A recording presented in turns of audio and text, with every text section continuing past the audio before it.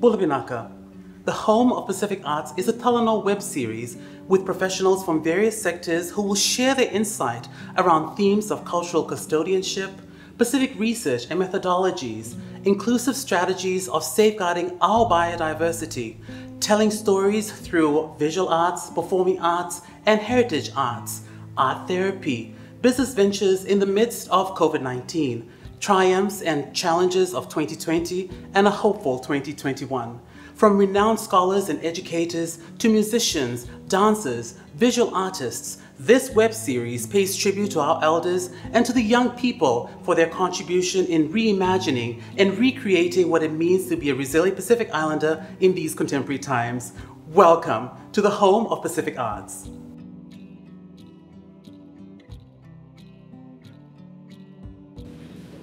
Greetings, Bulabinaka, and welcome to the home of Pacific Arts web series. You're joining us from the Confucius Institute at the University of the South Pacific's Lodala campus here in Suva Fiji.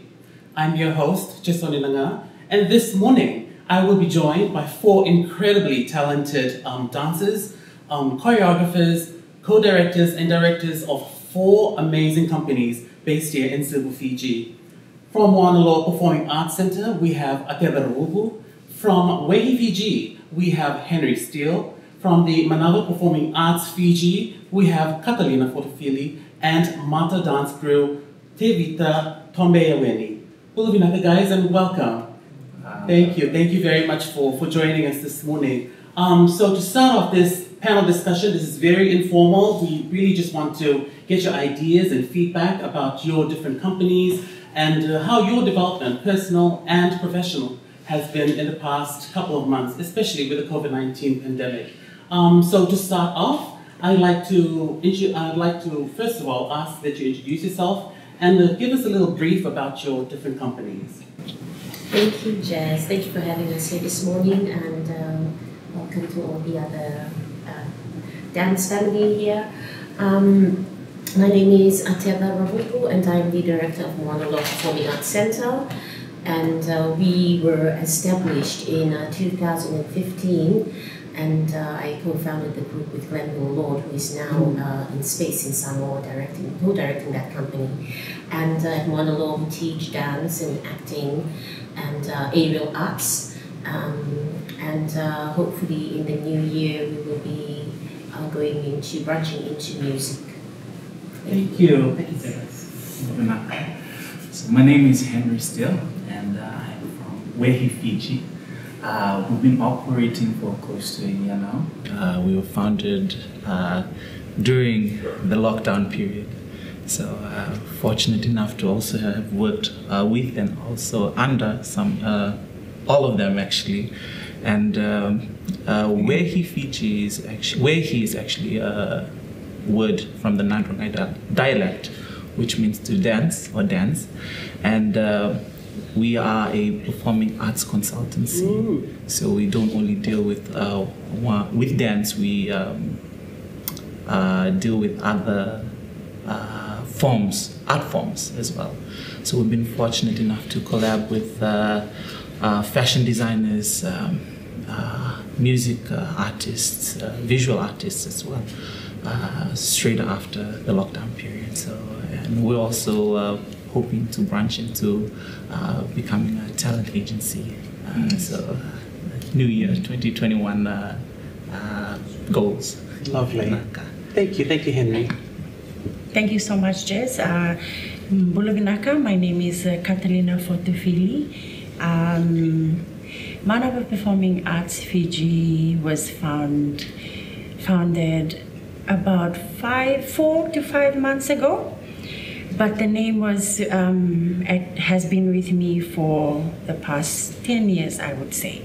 And the reason why ManaVa Performing Arts here in Fiji, due to my background, my heritage, my mom, she's Tongan, and my dad is Fijian. And I just wanted to pay homage to my grandmother, because before actually anything to do with any dancing at all, I did Tongan traditional dance for 15 years before I found contemporary dance. And the ManaVa Performing Arts is a contemporary group, Pacific contemporary group mostly, but we would like to say that we have our basis in contemporary all the way from and different forms of dance, using different forms of dance, and also we have music and painting as well. That's part of what we do at ManaVa Performing Arts. And we have 42 at the moment. We have 42 members, singers and dancers. Very young group, which all of them mostly just started just a year or just this year when we actually founded the group. Yeah, and we like to help and support each other in the arts during this time, COVID, and also because most of them come from different backgrounds, and we accept anyone that loves dancing or music or anything to do with the arts. So. Thank you, Kata. Good morning, Jazz. Thank you again for having me. I'm from Mata Dance Crew, and we are basically a hip-hop dance crew based here in Suva.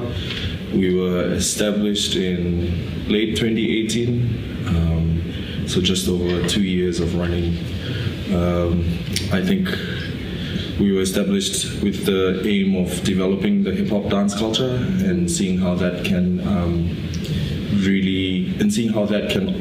what hip-hop dance can offer, especially in the dance industry here, and basically showing the rest of the world that a dance genre like hip-hop, can also apply to us as Pacific Islanders and specifically as Fijians. Right.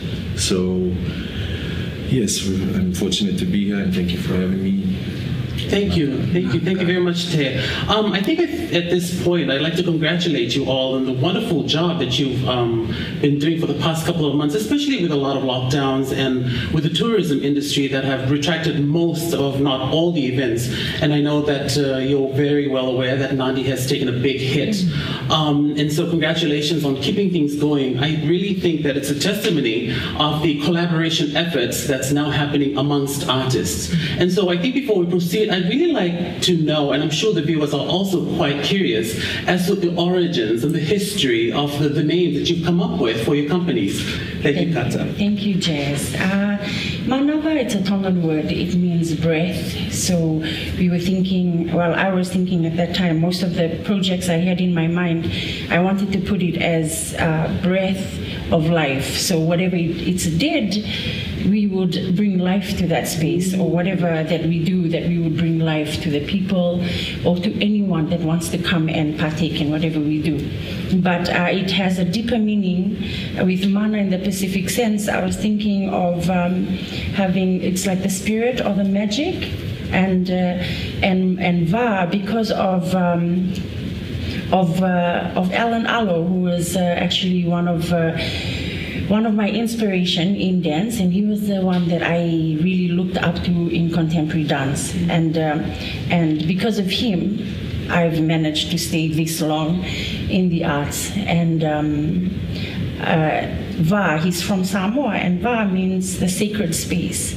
So we wanted to create that sacred space within our art form, and whatever that we do, that anyone that would come in, they'd feel free to be able to express themselves. And I believe that in dance, you are to be given that space and that place, or even if it's not a place, but anywhere that you can go to, or in yourself, that you can find time just to sit down and express yourself in your mind, and then it'll come out in that creative space with people that you are safe with. And I think it means a lot to me too, because having that's why if you see our name, it's Mana and Mana, and then the V is also a capital letter.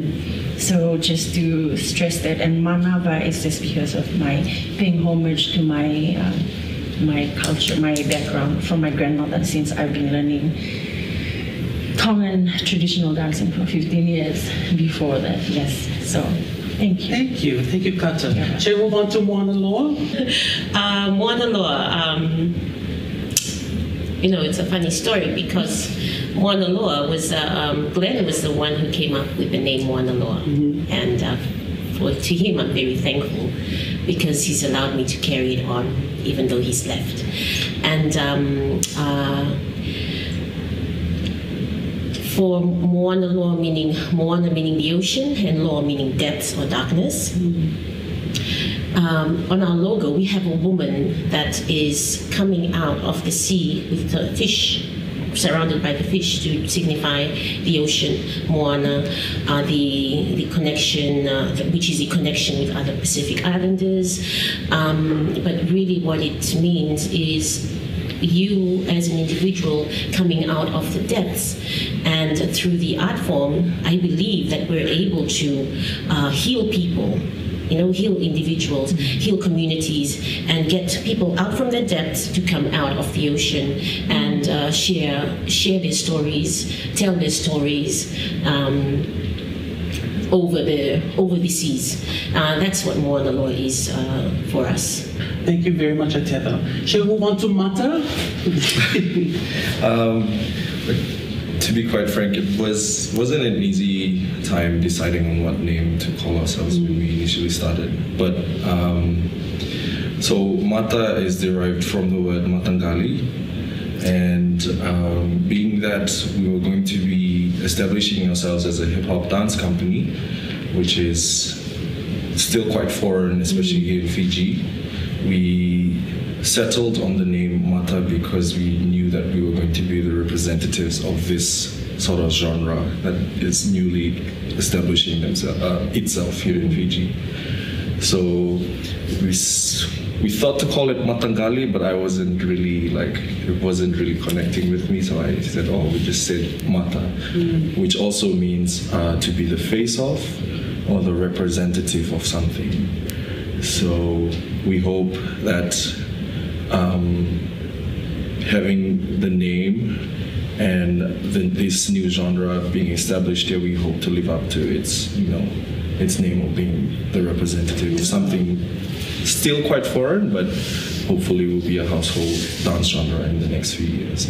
See, that is absolutely new to me. I had no idea the origins behind the name Mata. So, shall we go on to Wehi? I know you've spoken about it briefly, but is there anything else you'd like to share on the name? What we really wanted to do while choosing a name was we wanted to choose something that connected with us and also connected with the people who would work with us or would watch us.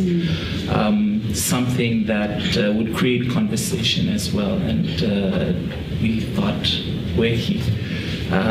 Wehi in the Nandrona dialect means to dance or dance. It is the expression of one's feelings, or it is a person telling a story through movement, through music.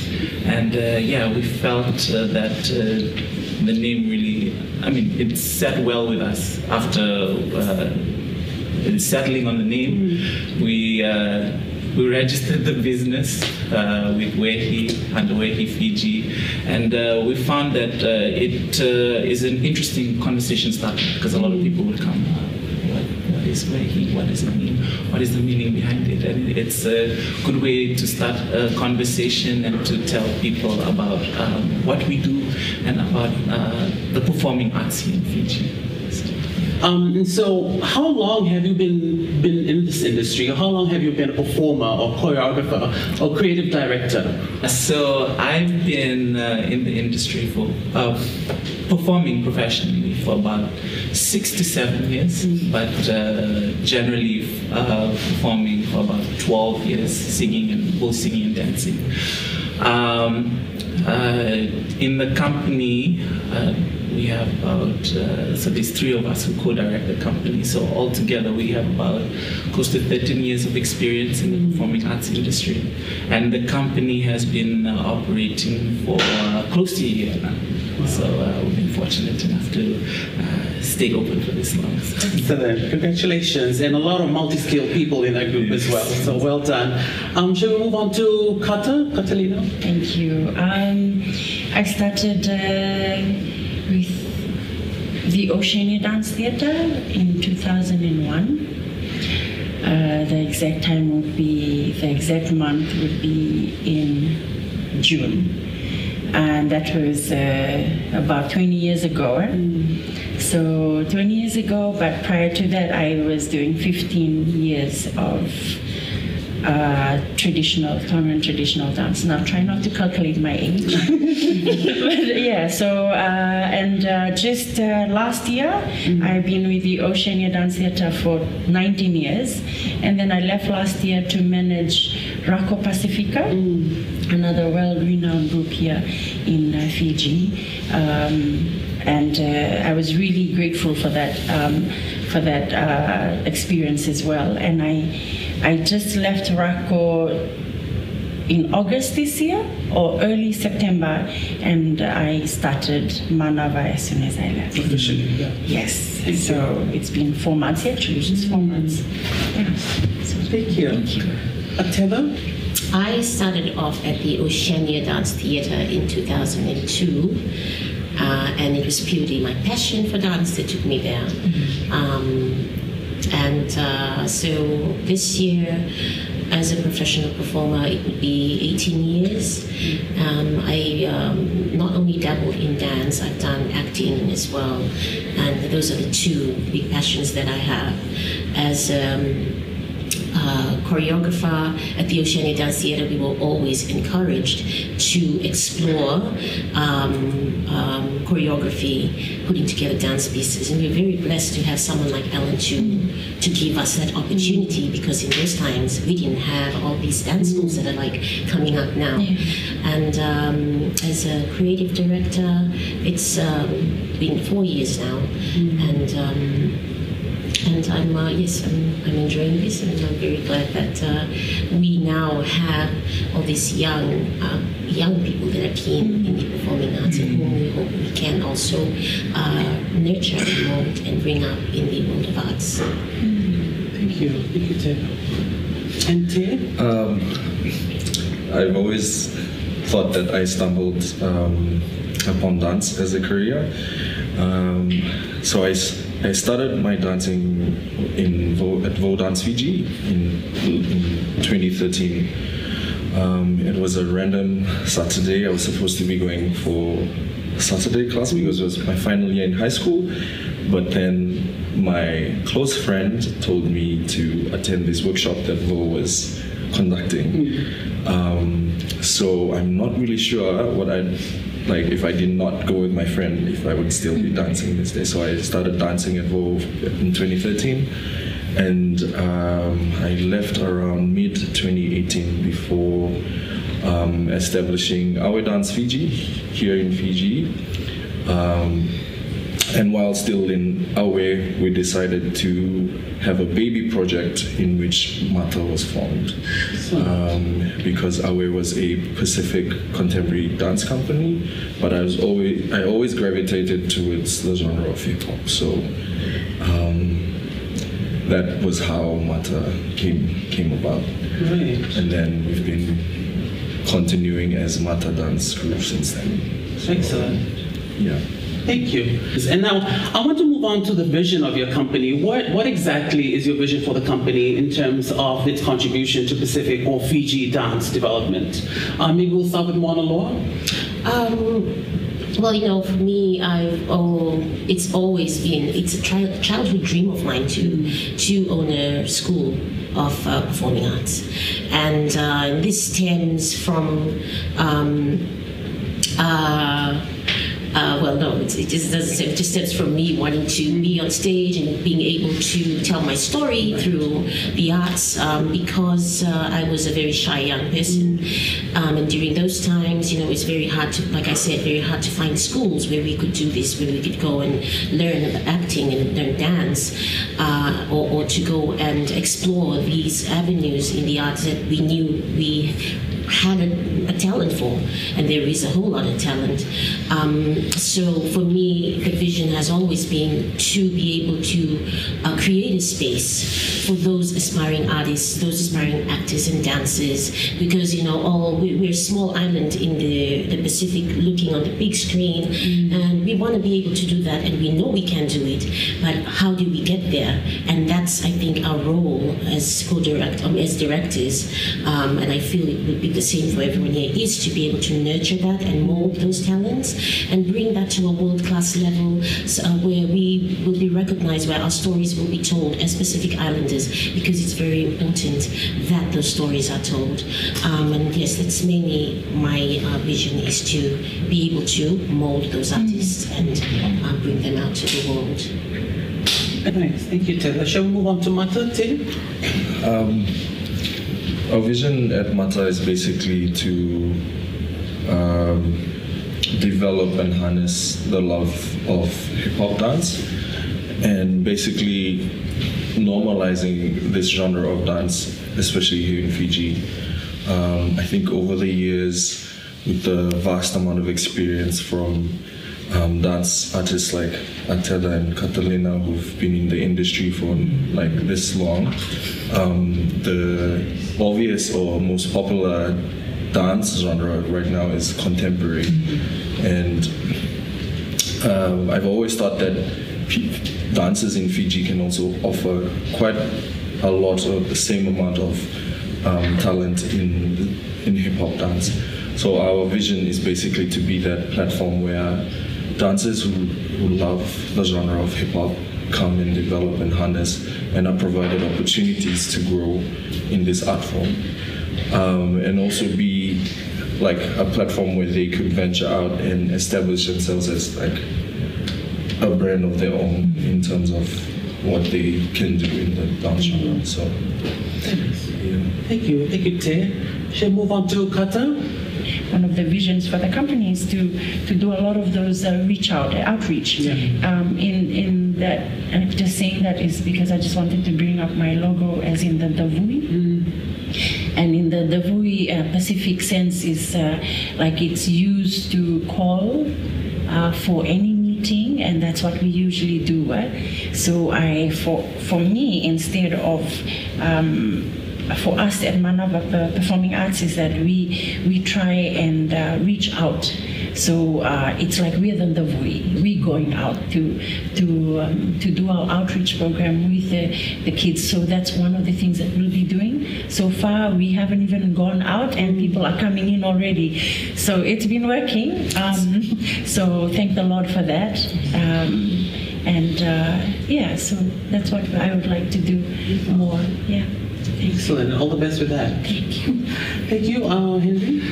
Naga, so our vision basically, because separately we've had a lot of experience in the industry, and we really wanted, learning from our experiences, we really wanted to create a platform that will nurture and also train dancers and prepare them for the performing arts industry here and also internationally. So not only to improve their skills, actually not only dancers, let me correct myself, performing artists. So that's dancers, singers, models, actors, makeup artists, you name it. And we wanted to, because there's a lot of talent here already, we wanted to sort of open their eyes to the opportunities that are available here and also overseas as well. We had a vision of really trying to make what we do a sustainable source of income, and we thought that with the people who have gone before us and also with us now, we have an opportunity to make changes and make the arts a sustainable source of income for people who are interested in it and for the future. So yeah, that was our vision when we created Wehi. Yeah. Driven by your own individual passion, and of course this is radiated through your different companies and artists. But what are some of the inspirations behind the productions that you put together? What is the sort of message, so to speak, that you'd like people to hear and see and witness? Thank you, Jess. In 2007, we were given the opportunity to start. Alfonzo at that time had created this initiative for all his main dancers to be able to create or to stage their own debut production. So there was 3 of us in 2007, and I was the second one, and mine was the Portal of Life in Tongan. It was more the production name was Koe Halanga Mo'ui, and I wanted to talk about the struggles of women and what they go through, because as myself, I come from a broken family. My mom's not married, and before that, my grandmother, but my grandmother was married. It's just the only thing was that encouraged me to do and include her in the story was that because of the struggle that she faced with my mom and then with me. So it was like, and I wanted to end that cycle. I wanted to end that cycle of the women struggling in our community, in our society. So that production there was family-oriented and the struggles that we had gone through. And I just wanted to encourage other women as well, that no matter what, we have each other to support, and also that there are men in society, in the communities, and in Fiji and in the Pacific as well, that support women very strongly and believe in what we have and believe that we have a purpose here as well. So that's where I was going with the Koe Halanga Mo'ui. Right. And just a few days ago, I think last week, Manta Dance Crew staged Tambusoro. Yes. Please, dear, tell us about it. So Tambusoro was basically a 15-minute production. It was choreographed and put together by 3 of our dancers at Manta. Was inspired. This whole production is inspired by this year, 2020, and all that it was. We had issues such as unemployment or job loss and how that affected society and families and communities.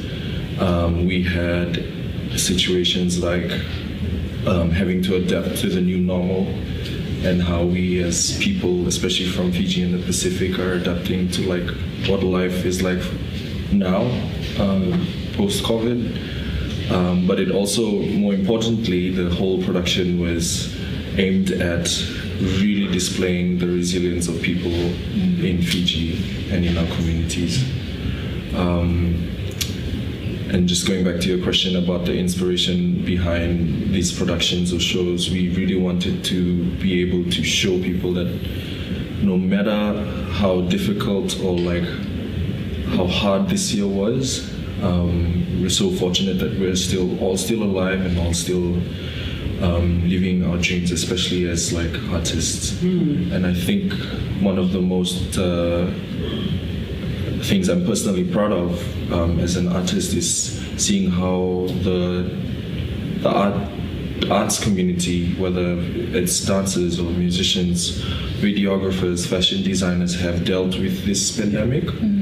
We're not a country that is fortunate enough to have funding readily available or given to us at the very last minute, and it's quite unfortunate to see that there's not still any support or even the support that we'd like to have available, considering the amount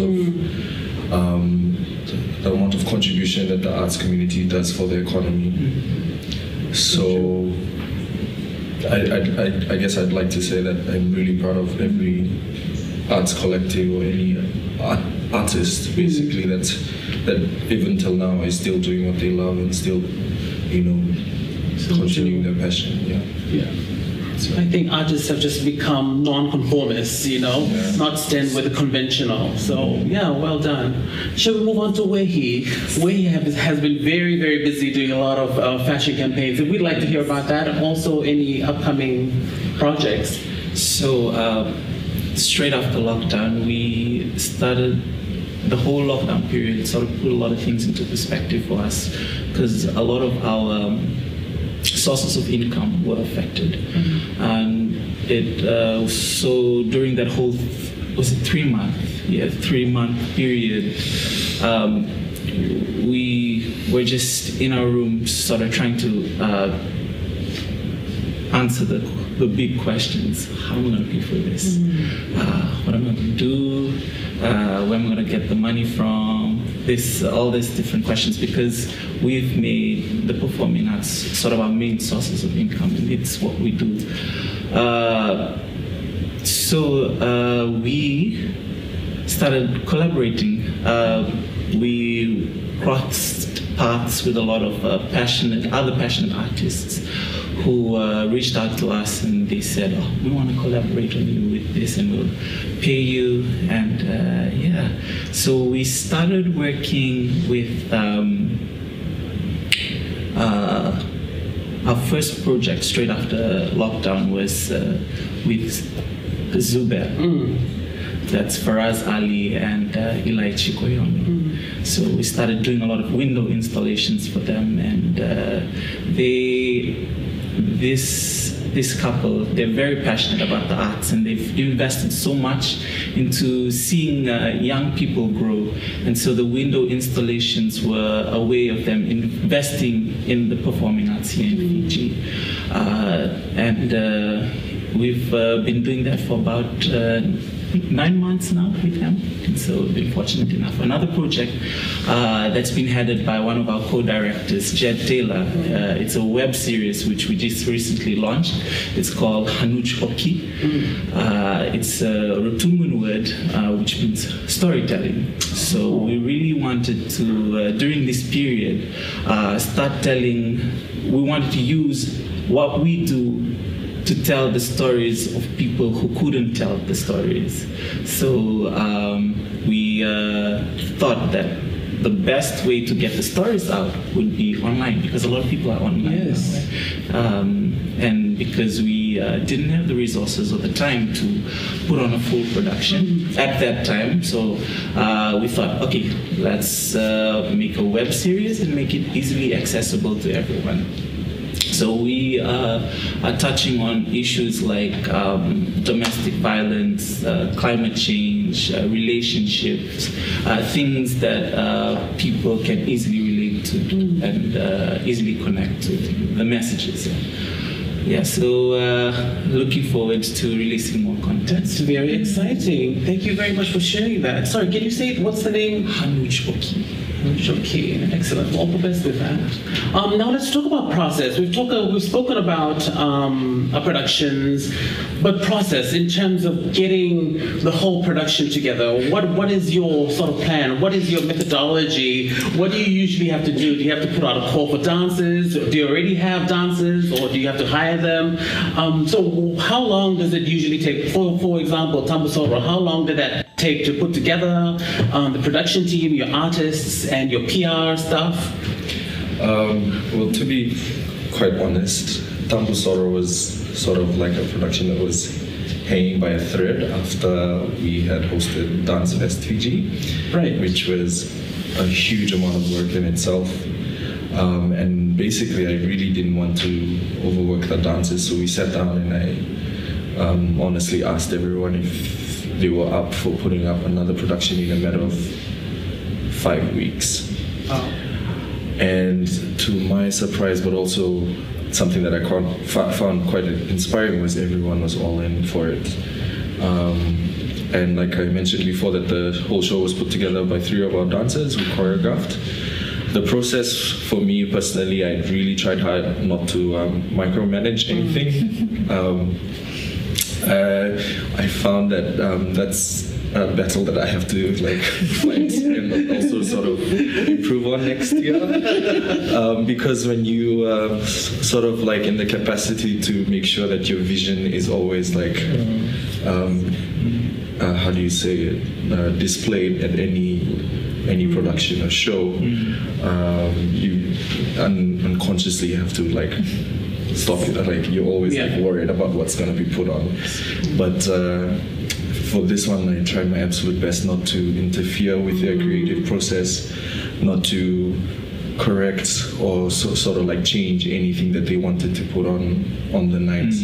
I just sat down in every showing session and just told them that, oh, this is good, but like I prompted questions to them about how they could see things differently with regards to the content that they were creating. So I guess for them the process was new. Two of them were actually choreographing for the first time, and I only hope that they were able to like learn so much from it. And I am hoping that next year we continue to provide these platforms for dancers who are willing to choreograph, because sometimes I've personally found that when I was getting into choreography for the very first few times, I wasn't sure about what to do and how to do it. But with a lot of practice, you become more comfortable with like what you're able to create and confident with what you're able to create. So I know now that these platforms are very important, because some dancers come in and dance and they have a voice inside of them saying, oh, I want to create something, I want to do something. But unfortunately, it's really prevalent that they're not offered these opportunities or spaces where they get to create. So that's something that we hope to achieve next year as well. And how many dancers do you have?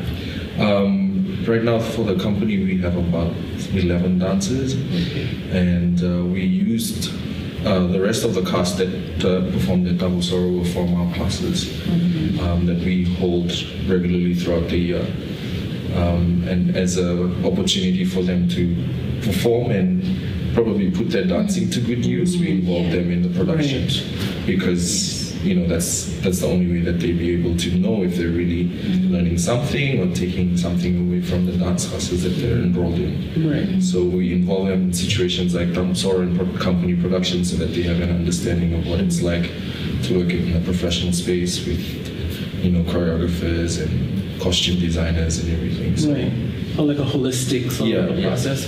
Henry, would we like to come to you, please? So our creative process is quite interesting. So now you have two other very big personalities, so it's a huge challenge, I'm sure. So there's the three of us, so the co-directors, and then currently we have 5 freelance dancers who we bring in every now and then when we need, or when they are available as well. But between the three of us, we've had to sort of come up with a way where we can synergize. Yes. So interesting for Hanuch because we've sort of let everything, Jed handle everything, and he's looking after the looks. The only thing we need to do is come up with the choreography and location and stuff like that. So we'll sit down and then he'll go, okay, what's your concept? So we tell him our concept and then he'll go, okay, this is what you're gonna wear. So you have to go get this ready. I'll handle makeup. So that's and he'll also shoot everything for us. And because it's an independent project, we've had to sort of handle everything ourselves as well. For the shows, on the other hand, so we don't sort of clash, what we do is we delegate, and so we'll just spread all the pieces out equally and say, okay, you choreograph this. And then what you said about how you have creative, and there'll always be clashes, so sometimes you'll have one standing in the corner and be like, staring. I think you need to change this. So yeah, our creative process, there's always, sometimes we'll be like this, sometimes we'll be like, it really goes to show, it doesn't matter even if it's a small number of people in one particular company, it's still as stressful as it is for a big company. Especially when you're a bunch of people who love to create and love to share your opinions. We've come up with a way where everything sort of just gels well, and at the end of the day, we create a masterpiece. Nice, lovely. Thank you, Henry. Ateca. That's the question. Process. I'll talk about the rebirth because that was our first production that we put out as Moanalua. And that was commissioned by the PCC, Pacific Conference of Churches, and it was again to do with environment. For that project, I had Glenville Lord and Cedrician Verleiden. We were the team at that point, and basically what I did was, okay, we all have our strengths and we have our weaknesses. We work on the strengths that we have. Cedrician and I and Glenn as well, with input, worked on the scripting. I worked on working with actors, and then with the script ready, it was just about, okay, are you able to choreograph something with this message? Just talking about what each dance piece or each scene, what messages we want to portray. I usually put a lot of trust in the people I work with, and I think there's a pro and a con to that. Because as you were saying, you want to be able to have your vision out there. But the great thing with Glenville and Cedrician, we usually worked very well together. Though we were all very, very, very analytical, deep thinkers, and we had good discussions about how we should go with certain parts of the story, etc., etc. Usually, it's a stressful time for me, and I tend to get very sick from it. But I think a lot of the times it's just having the ability to put trust in people to deliver something close to your vision. With us, we do everything from stage, from behind the scenes, and it's always good to bring the young ones in who we know have their own processes, and to discuss those processes with them, and then to helpfully be able to work together to include what they want in the work. So for me, that's my process, is always to be very inclusive and always to try to step back.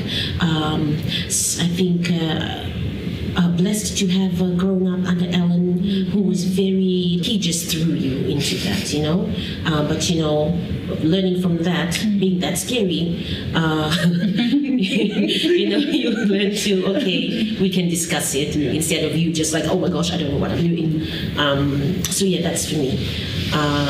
For the productions that I do with my company. I don't have a company now, so what I do is I go out and I outsource, and I contact other companies and ask, are they interested in this? And I think it's a good way to get them to be part of a large-scale project. And I did that with the military tattoo. I got the Vo dancers on, some of the Oceania dancers, and it's just a mix of dancers coming together, experiencing each other on stage, because we're always so separated, and it's a nice way of bringing together the dance family, the arts family. And that's just how I work with the work that I do. Thank you very much, Tether. And so my question I'd like to pose to you is, in terms of generating income or revenue for your particular companies pre-COVID and during COVID, I know there'll be a huge demarcation, I'm sure, what you were earning then and what you might be getting now.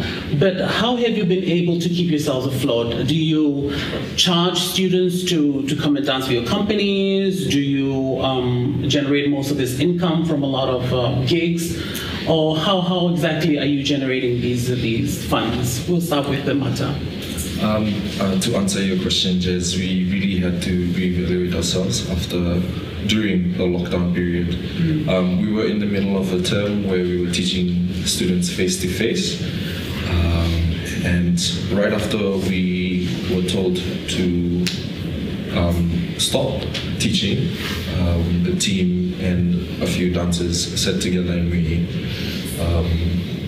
talked about ways in which we could continue the classes. And thank goodness to technology, we were able to hold all of our classes for 2 terms this year online. And it not only meant that we were still connected with our students, we were able to enroll a few students that were outside of Fiji as well. So it was good time meant to keep ourselves afloat and have work for our dancers who were teaching in the dance school. But it was also a time where we were able to connect with dancers from outside of Fiji. Right. Yeah, so that was one way we were coping with COVID. And so did you have to run a lot of your classes virtually for your Suva and outside of Suva students? Yeah. Or was it just... So when we were told that we could come back into the space to start teaching, we decided to keep the online classes going, as well as our face-to-face lessons. So we came back into the space where we had our students come back into dance classes, but because we had a few students that were outside of Suva and Fiji, we decided to continue having them on our virtual classes. So we had 2 teachers assigned to teach online alone during those times. And I think just having the support of the students' parents during that time meant a lot. It meant a lot to all of us, and it kept us going and really pushed us through that difficult time. So, yeah. Excellent. And just, sorry, did anyone else want to share anything with income generating activities or? Income generating. So, because we're fairly new, we've been operating for about close to a year now. So we have quite a few, a contract and a few consistent gigs here and there. So that's how we've been generating our income. And one thing that we noticed is that during hard times, it's the people who support you the most who will come through for you, and that's one thing we noticed during this COVID period.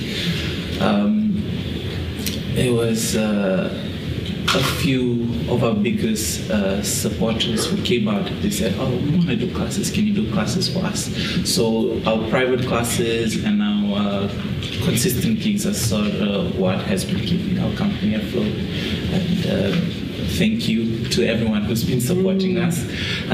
Because of you guys, we've been able to pay the people we hire and continue projects like Hanochoki. So, yeah, thank you for bringing that up. Actually, sorry, if I could just segue right into my next question, which is to ask you, how have you been able to adapt or maybe mitigate gigs with a high number, well, not high, but with a rising number of dance companies in Suva and Fiji?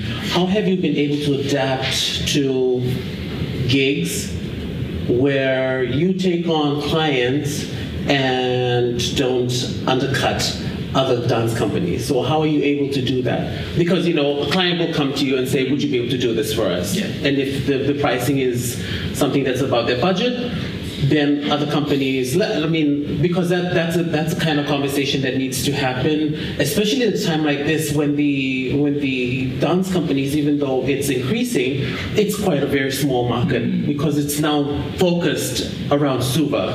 And so how have you been able to do that? Is there a lot of communication? Are you talking with other companies? This is what's happening. We're not able to do this, so we will give you this particular gig. Is that sort of operation or function something that you've taken on or now practicing so that you're not undercutting another dance company or another performing arts center? So for most of the clients that we take on right now, what we do is when they come to us, we send them a quotation. So our quotation includes things like choreographic fees, transportation, and we also take into consideration rehearsal times and all the things they don't see. All the things that they do not see. And we put it all out and we ensure that they understand what we're charging them. A lot of people really don't see the behind the scenes work. They think that everyone just decides to wake up and okay, let's go dance. And they don't see that in order to have something put on stage that's in sync. You have really well choreographed pieces. It takes a lot of time and work. So that's what we do when we send out quotations. And if a client comes to you and says, well, you know, that particular group can do it for cheaper, like what sort of mechanism do you have in place for So we that? usually tell them that, because we have an amount that we can't go Right. beneath, like it has to cover it operations. has to stay that, because we still have to pay for people, and at the end of the day the company has to make money as well. So we can't go below this. We've turned down clients before, just because they didn't want to pay even the discounted rate, the grade that we have given them. And I feel like once companies start to realize, even upcoming companies start to realize that what they do has value, it'll really change a lot of the mindset that how businesses see us, how your family see us, how your friends see people in the performing arts industry. Yeah? So yeah. Thank you, Henry. With the current pandemic, have you been able to access grants? I know we've spoken about this briefly before the actual recording, but have you been awarded grants for projects that you want to run for this year or prior to COVID? And if you have, what were those projects, and were they done within Suva, within Fiji? Did it involve the region? And also, are you aware if there are any grants available? Are these sorts of information accessible to you? Maybe we'll start with ManaVa. Thank you, Jazz. At the moment, because we just started about 4 months ago, I would like to say at this point we're just working towards the. We don't actually receive any grants from anywhere. At the moment, we are self-funded ourselves. We try and most of the things that we do actually just come from the revenue comes from the classes, which is sustaining the company right now and paying for space and whatever things that we may need. And because we just have our music teacher and just a few choreographers and in the dance company, and also just 2 artists. And but apart from that, it's most of the dancers that come, it's they do it for their own self, and they come to learn. So we have a period of time that we're working on to have them to come and learn for 6 months, and then after that, then we'll see who with 42. How can you pay 42 members? Right. So we try to do our best and help them with transportation money back home. Since we finish around like 7, sometimes latest, and but for any projects that we're looking at the moment, we're looking towards the ocean project, that we are hoping to get something done by next year, and it's looking fruitful. So Nice. hopefully it comes. But yeah, so I thank God again for the blessings. Thank you. So, yeah. Moanalua? At the moment, I don't have a dance group, dance company, but with the classes that we teach, the aerial arts, much of the support has come from private investors who see something in this art form. It's something new. It was introduced at the Oceania Dance Theatre, but because they were not able to continue with it, we decided with Glenville, who was an aerial instructor, to go that way, because also we were seeing that there were so many dance companies already around. We thought, okay, why not let's try something different. And yes, I think I've just been fortunate to have certain people who really do support what we're trying to do here at Moanalua. Yes, that's. Definitely seen that. Do you share the same sentiment? Yeah, kind of relate to what Ateca mentioned. I think it all goes back to like the vision that you have. So if people who share the same vision will realize that we'll like be there to support no matter what. Right. But as much as funding is, like I said, it's a dream to get it easily and when you need it. I feel like we need to be thinking that we need to somehow focus on sustaining ourselves as artists. Exactly. And I think most of the, if not all the dance companies have proved that, especially during this time. Yes.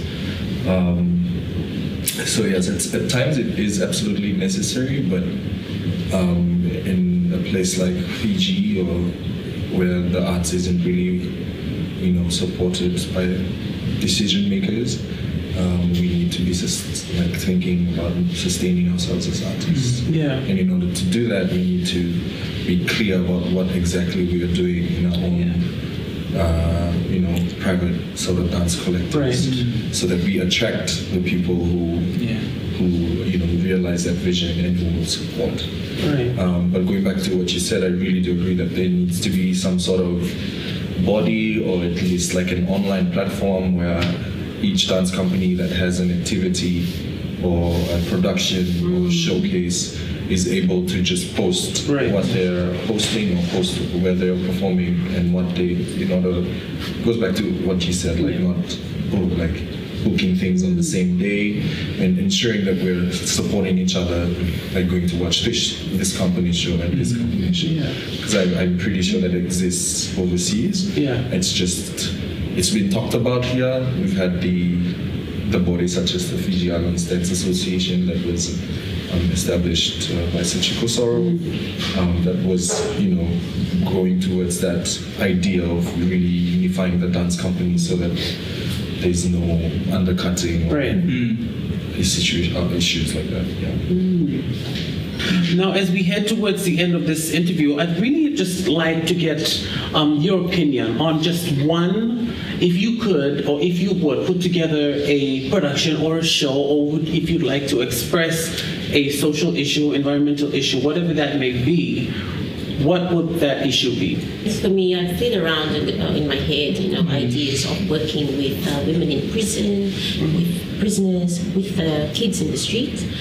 And for me, because I believe so much in the performing arts and telling stories and how that heals. Each time you talk about something, you heal yourself, because the more you keep things inside, the more you build up resentment and whatnot.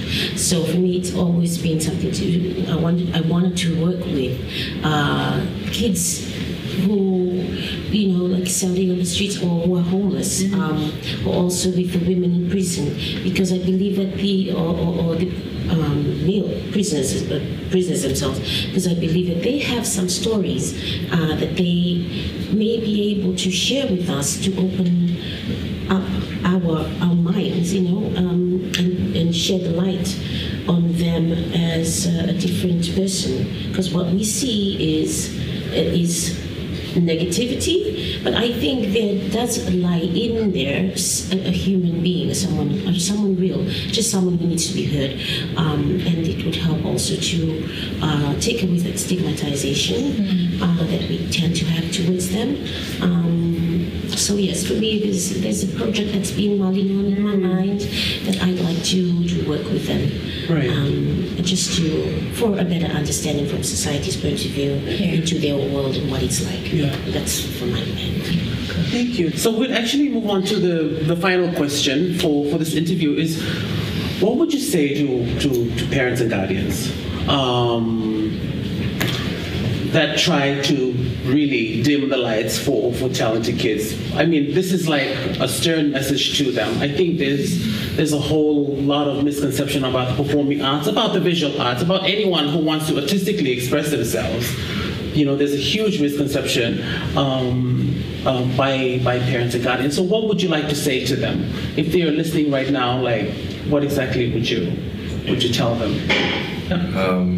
I think one of the things that is very much like engraved into the mindsets of parents, especially in the Pacific and here in Fiji, is if a child or a person that they raise decides to go on into a career that's not quite off the norm or expected in the family, one of the things that the parents usually ask is like, what are the benefits that it'll bring to you and the family?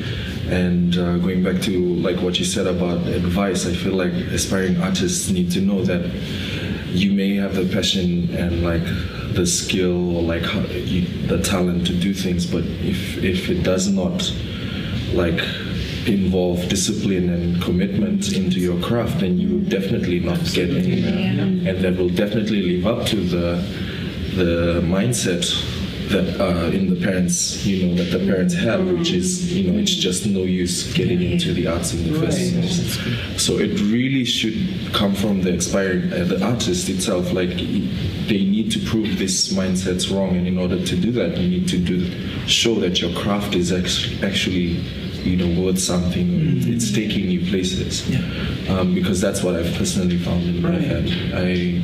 I really had to show that this is what I want to do, and these are some of the things that we've been able to do, and I'm not just leaving the house and coming back with nothing at the end of the day.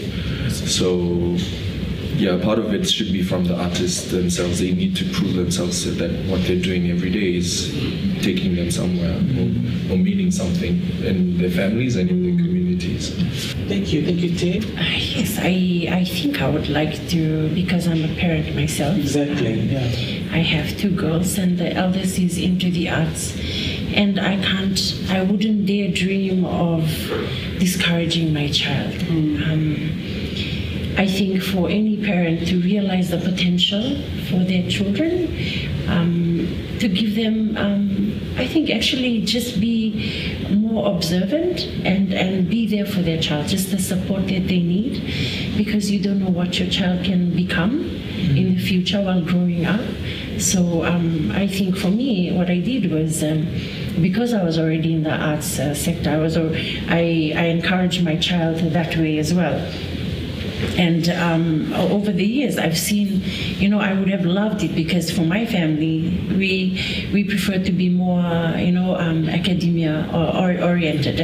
But I went the other way, and I love the arts, and that's because of some people that stirred that love and passion within me, and I had hoped to be encouraged that way, and so I would like to, my advice would be to give a chance to your child. You never know what they can become, and give them, because if not, they will go away from you, and I'm really close to my daughter because I support her in everything. So Thank you very much, Kata. And Henry? Speaking from experience, it took a while for my family to come around, but